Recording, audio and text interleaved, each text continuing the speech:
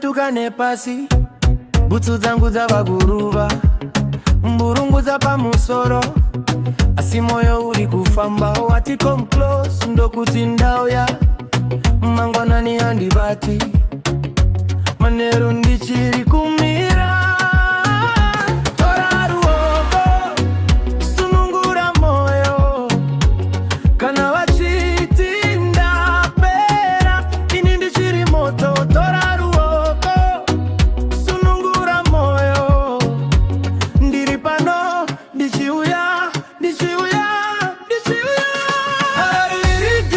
Zidaira, harariritim, tinoshaya, harariritim, zidaira, moyo wangu hauzorari.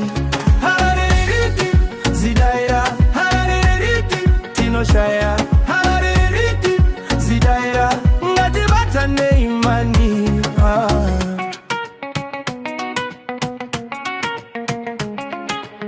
Amhiri pechivanze, vanu vachizekazwe kare.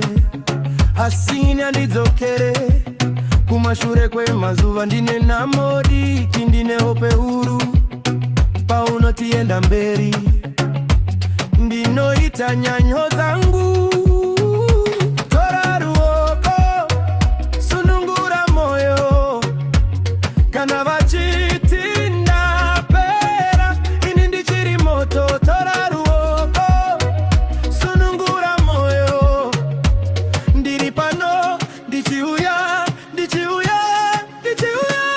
harariritim zidaira harariritim tinoshaya harariritim zidaira moyo wangu hauzorari harariritim zidaira harariritim tinoshaya harariritim zidaira ngatibatane imani.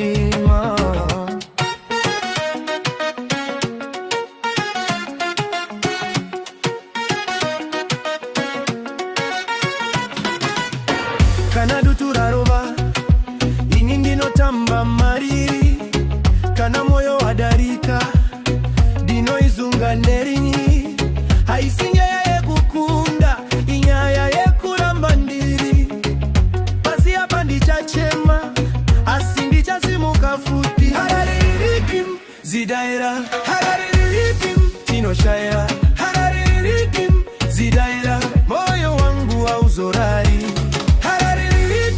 zidaira harariritim tinoshaya